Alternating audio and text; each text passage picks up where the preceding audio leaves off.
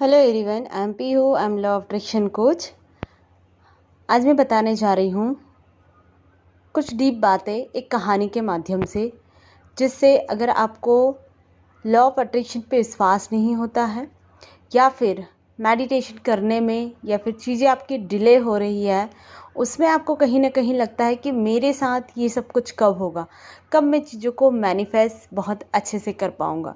तो सबसे पहले आप ये स्टोरी सुनिए और उसके बाद आप उस निष्कर्ष पर पहुँचेंगे जिसे आप पाना चाहते हो, या फिर आपको पता चलेगा कि चीज़ें कैसे होती हैं। यहाँ पर मैंने एक बहुत ही खूबसूरत स्टोरी सुनी मिलारेपा के बारे में। मिलारेपा ये तिब्बतियन बुद्ध के रूप में जाने जाते हैं। वहाँ पर इनकी पूजा की जाती है।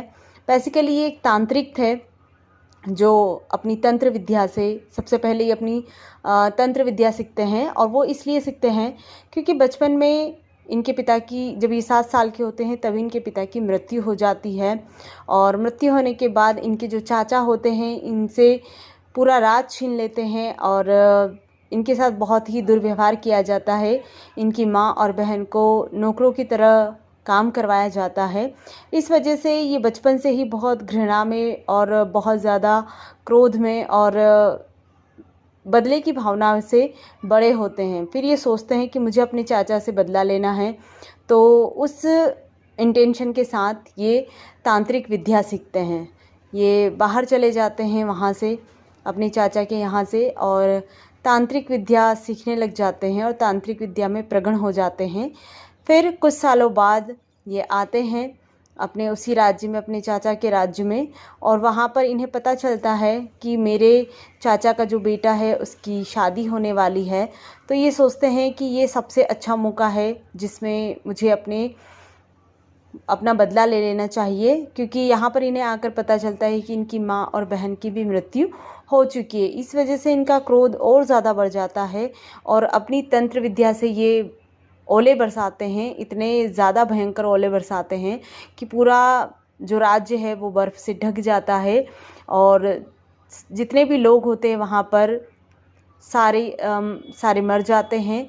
और इस चीज़ में पहले तो उन्हें बहुत खुशी होती है कि मेरा बदला जो है वो पूरा हुआ, लेकिन कुछ समय बाद उन्हें ये रियलाइज़ होता है कि मैंने मानवता को शर्मसार किया है, क्योंकि जहाँ पर सिर्फ उनका बदला उनके चाचा से लेने का था, बल्कि उन्होंने इतने सारे लोगों को मौत के घाट उतार दिया।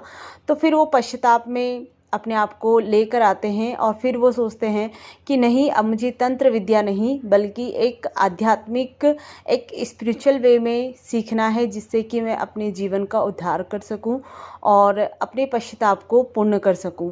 तो इस तरीके से वो गुरुओं की तलाश में निकल जाते हैं। वो हर जगह जाते हैं तो उन्हें वो पूछते हैं कि मुझे अपने जीवन का उद्धार इसी जीवन में करना है, मैं जीवन मरण के चक्कर में नहीं पड़ना चाहता हूँ, मैं इसी जीवन में ईश्वर को प्राप्त करना चाहता हूँ, मैं सिद्धि को प्राप्त करना चाहता हूँ।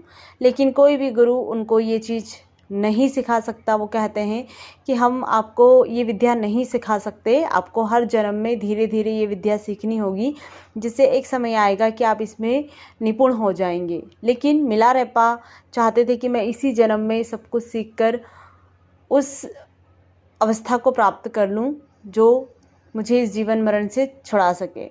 अब वो जाते हैं, उन्हें किसी के थ्रू पता चलता है मारपा के बारे में, और मारपा की जो विद्या होती है वो बहुत ही प्रगण होती है और वो सब गुरुओं से उच्च होते हैं। तो वो मारपा के पास पहुंचते हैं और वहाँ पर गांव में जाकर पूछते हैं कि मारपा गुरु कहाँ मिलेंगे। तो एक छोटा सा बच्चा आता है उन्हें और बताता है कि वो रहे मारपा जो हल जोत रहे होते हैं। मारपा के पास वो जाते हैं तो मारपा मिलारेपा को हल जोतने के काम में लगा देते हैं। मिलारेपा पूरे दिन हल जोतते रहते हैं, मारपा उनसे कुछ भी नहीं कहते हैं। और फिर शाम ढल जाती है और मिलारेपा पेड़ की छांव में बैठ जाते हैं, और फिर उनका बेटा आता है जो उन्हें अंदर घर में लेकर जाता है, और मिलारेपा मारपा को सारी चीज़ें बता देते हैं कि क्या हुआ था उनके साथ, कैसे उन्होंने ये नरसंहार किया। जिससे मारपा उन्हें कहते हैं कि ठीक है, मैं तुम्हें सिखा दूंगा जो भी तुम चाहते हो, लेकिन तुम उसके बदले में मुझे क्या दे सकते हो। तो वो कहता है मिलारेपा कहते हैं कि मैं अपना शरीर, अपना दिमाग, अपना मन आपको समर्पित करता हूँ। और ये एक ऐसी चीज़ होती है जो मारपा को आज तक किसी ने नहीं कही थी। हर व्यक्ति जो भी उनसे शिक्षा ग्रहण करने के लिए आता है वो ये कहता था उनसे हमेशा कि मैं आपको अपनी आत्मा समर्पित करता हूँ। तो आत्मा तो किसी की भी अपनी होती ही नहीं है। तो मारपा को ये बात सुनकर काफ़ी अच्छा लगा कि ये सच में कुछ सीखना चाहता है, ये अपने जीवन का उद्धार करना चाहता है और मैं इसे वो ज्ञान ज़रूर दूंगा। लेकिन उनके अंदर जो कमियां थी वो भी मारपा जानते थे। फिर मारपा कहते हैं कि ठीक है, मैं तुम्हें विद्या तो दे दूंगा, लेकिन तुम्हें अपने खाने पीने का स्वयं को ध्यान रखना होगा। तो मिलारेपा कहते हैं कि ठीक है, मैं अपने खाने पीने का ध्यान रख लूँगा, लेकिन आप मुझे सिर्फ शिक्षा दीजिए। तो मिलारेपा गांव की ओर चले जाते हैं भिक्षा मांगने के लिए। और वहाँ पर वो इतने उतावले होते हैं, वो चाहते हैं कि मैं एक ही दिन में सारे 1 साल का अन्न जमा कर लूँ, जिससे कि मुझे कभी रोज़ रोज़ भिक्षा मांगने के लिए नहीं जाना पड़े और मैं मारपा से वो विद्या ले सकूँ वहीं पर बैठकर एक साथ। तो वो बहुत बड़ा बोरा भर के गेहूँ लेकर आ जाते हैं और वो इतना भारी होता है कि उनसे उठने में भी बड़ी दिक्कत उन्हें होती है। वो जैसे तैसे उसे मारपा के घर तक लेकर आते हैं और जब मारपा के घर पहुंचते हैं तो बाहर दीवार के सहारे उसे बहुत ही ज़ोर से उसको पटकते हैं वहाँ पर, जिससे मारपा अंदर खाना खा रहे होते हैं और वो बाहर आते हैं बीच में खाना छोड़ते हुए ही, और मिलारेपा को बहुत ज़ोर की डांट लगाते हैं कि इतना क्रोध है तुम्हारे अंदर, अगर तुमने इस बोरे को इतनी ज़ोर से, इतनी ताकत से फेंका है कि जिससे मेरा पूरा घर हिल गया है, तुमने अपने चाचा का घर तो बर्बाद किया ही है, तुम इस घर को भी बर्बाद कर दोगे, इसलिए अभी और इसी वक्त यहाँ से निकल जाओ। मिलारेपा इस बात को सुनकर बहुत ही दुखी होते हैं और वो पश्चाताप करते हैं। फिर से वो मारपा के पास जाते हैं, उन्हें जैसे तैसे बनाते हैं और कहते हैं कि आप मुझे शिक्षा दें। तो वो कहते हैं मैं आपको अभी कोई शिक्षा नहीं दूंगा, तुम्हें अभी सिर्फ यहाँ पर रहकर काम करना होगा, अगर तुम्हें पसंद है तो तुम कर सकते हो। अब मिलारेपा जो है वो अपना शरीर, दिमाग और मन पहले ही उन्हें समर्पित कर चुके थे, तो इसलिए वो जैसा मारपा कहते थे वैसा वो करते जाते थे। बहुत साल बीत जाते हैं लेकिन उन्हें कोई भी ज्ञान यहाँ पर नहीं मिलता है। काफ़ी लोग आते हैं मारपा के पास, ज्ञान प्राप्त करके चले जाते हैं, लेकिन मिलारेपा को कोई ज्ञान नहीं दिया जाता है। फिर मिलारेपा जो है वो अपनी जो मारपा जो है उनकी पत्नी जो होती है तमीमा, उसके पास जाते हैं और कहते हैं कि तमीमा, मुझे आप विद्या देने के लिए मारपा को राज़ी कीजिए, जिससे कि वो मुझे विद्या दे और मेरा जीवन सफल हो जाए। तो तमीमा मारपा के पास जाती है और कहती है कि आप मिलारेपा को अब तो विद्या दीजिए, काफ़ी वर्ष उसे यहाँ आए हो गए हैं। तो मारपा कहते हैं कि ठीक है, मैं उसे विद्या तो दूंगा, लेकिन पहले उसे मेरे लिए एक घर का निर्माण करना होगा, मेरे बेटे के लिए एक घर का निर्माण करना होगा, और वो भी होगा 4 खूट वाला, मतलब 4 वो उनके नकासी हो, इस तरीके से वो बनाएं। अब मिलारेपा उस काम में लग जाते हैं। मिलारेपा बहुत ज़्यादा मेहनत करते हैं और बनाते, उस घर को तैयार करते हैं, लकड़ियों का जो घर होता है उसको, और इसे बनाते बनाते वो बहुत ज़्यादा घायल भी हो जाते हैं। तभी तमीमा आती है और वो कहती है कि मुझे इसका इलाज करने दो, इसे थोड़ा सा स्वस्थ होने दो, उसके बाद ये फिर से काम पर लग जाएगा। तो मारपा जो है इसकी इजाज़त तमीमा को दे देते हैं और वो इस काम में, मतलब उसे स्वस्थ करके फिर से वो इस काम में लग जाता है, उस घर को तैयार कर देते हैं। कौन? मिलारेपा। अब आती है फिर से ज्ञान की बारी। तो मारपा कहते हैं कि नहीं नहीं, तुमने ये घर सही से नहीं बनाया है, अब इसे तुम 5 कोण वाला घर बनाओ, क्योंकि ये घर मुझे पसंद नहीं आया है। इस तरीके से मिलारेपा फिर से उस घर को बनाने में लग जाते हैं और बनाते बनाते वो उस घर को भी तैयार कर देते हैं। इससे उनकी उम्र काफ़ी ज़्यादा ढल जाती है और उन्हें यहाँ पर ये चिंता होने लगती है मिलारेपा को कि मैं ज्ञान कब सीखूँगा, मेरी जो उम्र है वो ढलने लगती है। और फिर वो तमीमा के पास फिर से जाते हैं और कहते हैं कि आप मुझे किसी भी तरीके से ज्ञान प्राप्त करवाइए तमीमा, वरना मेरी जो उम्र है वो चली जाएगी और शायद मेरी मृत्यु हो जाएगी, तब भी मैं ज्ञान को नहीं सीख पाऊँगा। तो तमीमा क्या करती है, उनका जो मारपा का एक भिक्षुक होता है जिन्होंने उन्हें शिक्षा दी थी, तो वो एक पत्र लिखती है और उन्हें उस भिक्षुक मारपा को तमीमा के भिक्षुक के पास भेज देती है ज्ञान प्राप्त करने के लिए। अब मारपा का जो भिक्षुक है वो उन्हें ज्ञान देता है मिलारेपा को, लेकिन उस ज्ञान का असर उस पर कुछ भी नहीं होता है। उन्हें कोई ज्ञान प्राप्त नहीं होता है, कोई अनुभूति नहीं होती है। तो भिक्षुक सोचता है कि ये कैसे हो सकता है, मैं उन्हें इतना ज्ञान दे रहा हूँ, मैंने जबकि मारपा से ये ज्ञान सीखा है, मैं जिसे भी ज्ञान देता हूँ उसे ये ज्ञान की प्राप्ति होकर ही रहती है, इस इंसान को क्यों नहीं हो रही है। तो यहाँ पर भिक्षुक जो होता है वो मारपा के पास जाता है और कहता है कि आपने मुझे मेरे पास मिलारेपा को भेजा था, उसे कोई अनुभूति क्यों नहीं हो रही। ये पहला व्यक्ति है ऐसा जिसे ज्ञान की प्राप्ति मेरे द्वारा नहीं हो रही। आपका जो ज्ञान बताया हुआ है वो क्यों नहीं लग रहा है इन पर। तो मारपा कहते हैं कि मैंने मिलारेपा को नहीं भेजा तुम्हारे पास। फिर वो पत्र दिखाते हैं और कहते हैं, इससे फिर मारपा को पता चलता है कि ओ ये सब कुछ काम जो है तो तमीमा ने किया है। फिर वो तमीमा के पास जाते हैं और उन्हें बहुत ज़ोर की डांट लगाते हैं। कहते हैं कि मैं जैसे तैसे तो मिलारेपा को उस ज्ञान की ओर ला रहा था, उसे अपने क्रोध से, अपने द्वेष से, अपने जलस से, अपनी उन नेगेटिव चीज़ों से बाहर कर रहा था, जिसके द्वारा जब तक वो चीज़ें बाहर नहीं होगी तब तक वो ज्ञान को कैसे प्राप्त करेगा। और तुमने मेरे किए किराए पर पानी फेर दिया। मतलब मैं इतने वर्षों से उसे इस चीज़ के लिए प्योर बना रहा था, मैं उसे निर्मल कर रहा था और तुमने सब कुछ बर्बाद कर दिया। अब वो कभी भी ज्ञान को प्राप्त नहीं कर सकता है।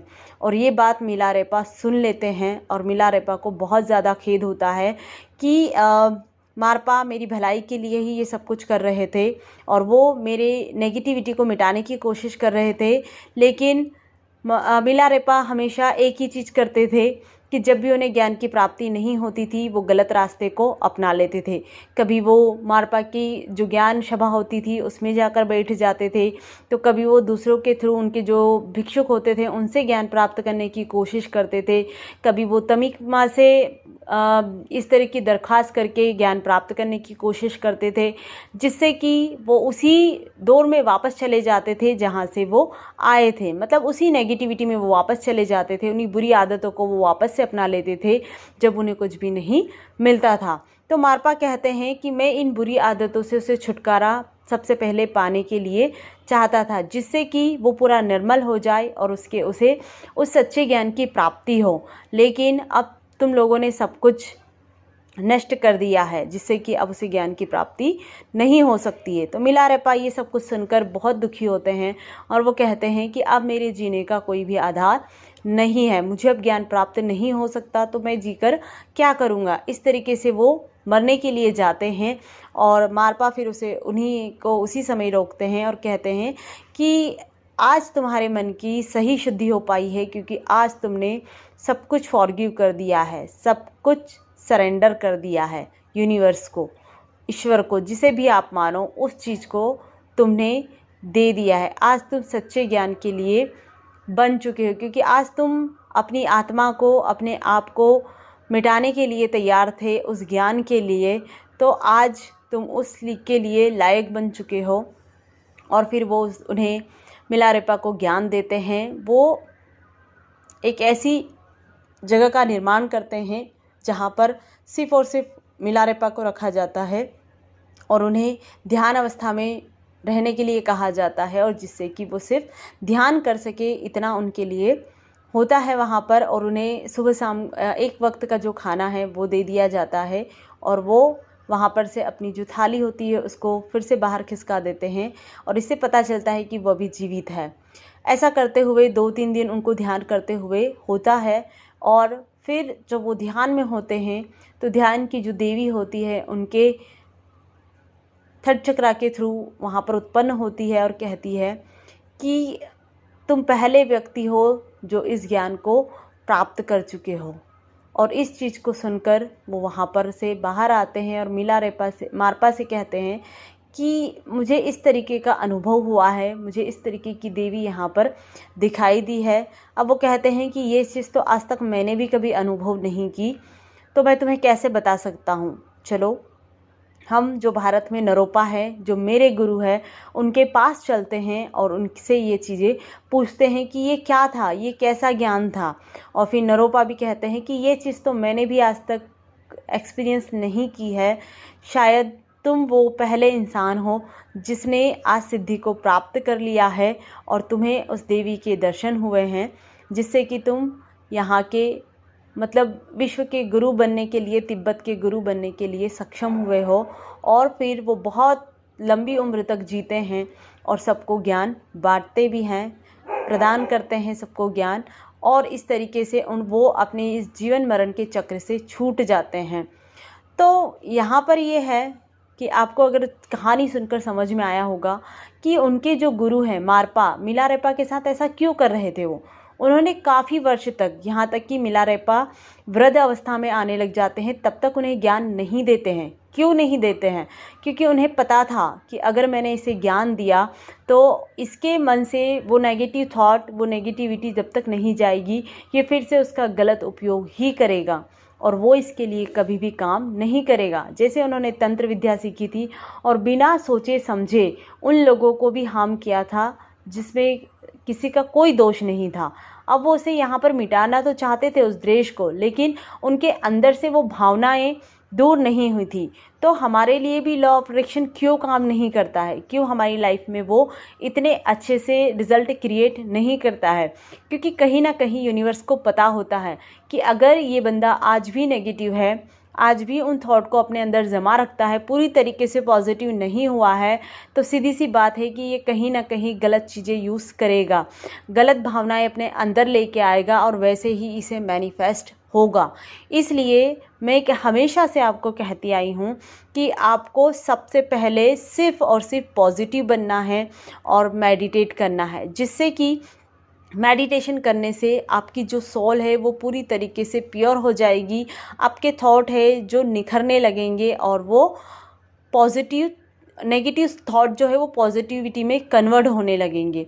और जैसे ही आप इस अवस्था को प्राप्त हो जाते हो, मतलब हमें कोई स्पिरिचुअल, मतलब इतना डीप में नहीं जाना है कि हम जन्म मरण का वो सोचे। हम सिर्फ अभी ये हैं कि हम इस जो लाइफ को जी रहे हैं उसे हम बहुत अच्छे से जिए और उसे बहुत अच्छे से एक्सपेंड करें। इस लाइफ में आए हैं तो सिर्फ हम इतना चाहते हैं। तो उसके लिए भी हमें अपने थॉट से प्योर होना होगा, हमें अपने नेगेटिव थॉट को अपने आप से दूर करना होगा, हमें सिर्फ पॉजिटिविटी को देखना होगा। चाहे चीज़ें कितनी भी नेगेटिव हो, लेकिन लेकर अपने आप को पॉजिटिविटी में आना होगा, जिससे कि हमारा जो ये जीवन है सफल हो सके और हम इस जीवन में जो भी प्राप्त करना चाहते हैं वो बहुत अच्छे से प्राप्त कर सकें। तो सबसे पहले आपको ये चीज़ सोचनी होगी कि मेरे लिए क्या सही है। आप भी वैसे ही मिलारेपा की तरह अपने आप को सरेंडर करें कि मेरा शरीर, मेरा दिमाग, मेरे विचार, मैं यूनिवर्स को सरेंडर करती हूँ। आपका शरीर कैसे सरेंडर होगा? आप जब मेडिटेट करोगे तो आपका शरीर पूरी तरीके से सरेंडर हो जाएगा और वो यूनिवर्स से जुड़ने के लिए तैयार होगा। आपका जो दिमाग है सिर्फ वो थॉट सोचेगा जो पॉजिटिव है, जो आपकी लाइफ के लिए है। आपके विचार आपके माइंड में वैसे ही आएंगे जो आपके लिए सही हैं। तो आप पहले अपने आप को पूरी तरीके से सरेंडर कीजिए, उसके बाद आप लॉ ऑफ अट्रैक्शन की कोई भी टेक्निक को यूज़ करिए और फिर देखिए कि रिज़ल्ट कैसे क्रिएट होते हैं। तो थैंक यू वेरी मच।